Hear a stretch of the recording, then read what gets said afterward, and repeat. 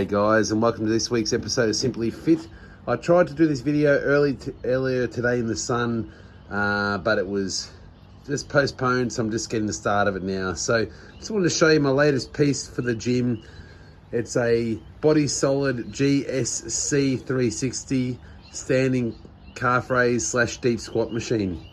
So I got this machine from my local gym. It was selling it for $350 Australian.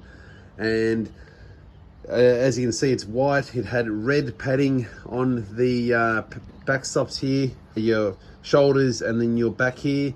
I've just taken that in to get reupholstered in black with white stitching to match my gym. And I've started to sand it down, ready for paint. So a little bit about this machine. Its recommended retail is $1,400 US. Because Body Solid is a United States equipment manufacturer, this comes from Illinois. Obviously it was imported here, and the gyms had it for a number of years and wanted to sell it. So a couple of little things I've done so far. This back support had people sweat running through here, and it had rusted out the welds. So I've just taken it apart and re-welded it. So these 3 Allen key bolts come out, Allen bolts, and then I've just welded it, so it's super solid now, so it's not going anywhere. So all I've done today is I've got a grinder, and the easiest way I've found to redo equipment is to get a grinder with a flap disc on it. So let me show you what that looks like. So inside the gym here, these are my flap discs. So they're just sandpaper, that's 40 grit. And you chuck it on your grinder, that's a bigger one there. And it just spins at high RPM and rips the paint off really easily. That's one that's brand new there. That's probably an 80 or 120, 80 grit. And then when you're done with that, just get your sander with the finder paper and just go over it and just sand it. So this machine on the kick plate here was really rusted. So I've taken it, had a whole bunch of like non-slip sticky tape stuff all over it. I took that off, and underneath it was really, really rusted. So I've taken that off. I've taken all of the clips and rubber shrouds off.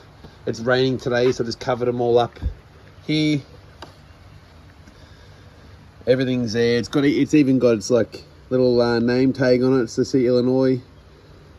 Awesome machine. I got this for $350 Australian, and that's a bargain. So like I say, sometimes you got to ask for forgiveness, not permission. So I didn't ask my wife until I'd already bought it, and now it's here. It's too late. So follow me along, guys. I'm going to be painting this. So I've got some matte black spray paint for it, just canned spray paint. That's easy enough to do.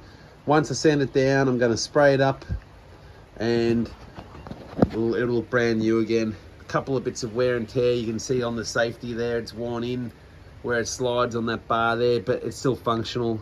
It's perfect. It's such a good machine to do a deep squat. I'll put some videos in. But yeah, exciting. Over the next couple of days, I'm going to get this bad boy looking like new again, and I'll come up with a video once it's done. Okay, here's day 2, prepping this for paint. I've sanded it all down. I've just wiped it with a microfiber cloth to get rid of most of the oil and contaminants off it. I've got some matte black paint I'm going to do this in. Like I said, there was a heap of surface rust on this foot plate here, which I've got a lot of that off.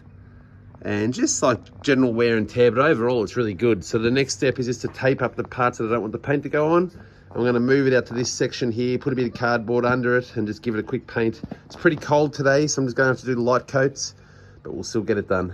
All right, so now it's ready for paint. I brought it back underneath the outdoor area, and just showing you guys the paint I'm using is Rust-Oleum 2x Ultra Cover Paint and Priming in Ultra Matte.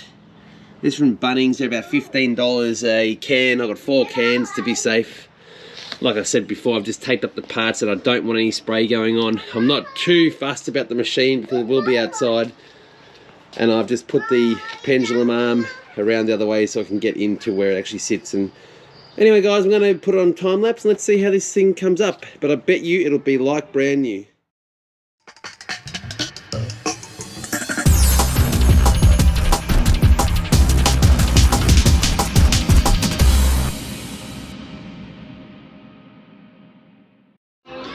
Alright, so there's 1 can of paint, a couple of light coats so far.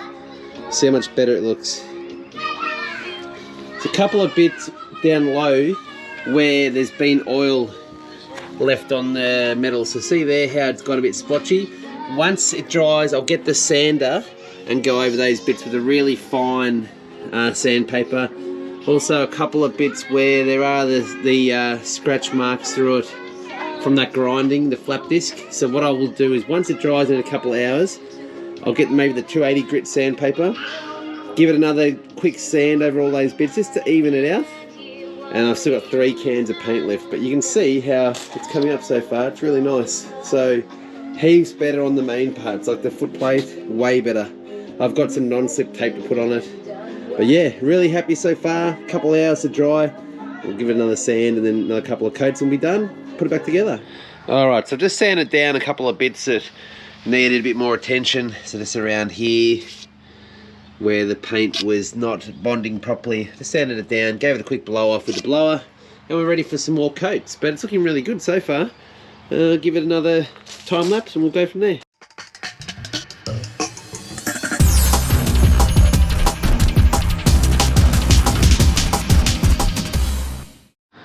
So there's the second coat all done. I gotta give it a few hours to dry now, and then I'll turn this pendulum arm the way it should go and give it another spray with it all in the right position. But I'm pretty happy with it, to be honest.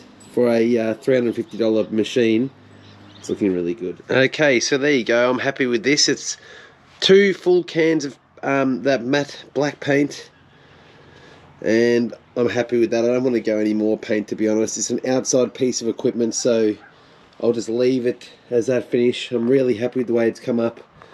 It's come up exactly the way I wanted it to. So it's got that rougher texture with the flap disc, so it matches the rest of my equipment. So it's not 100% smooth.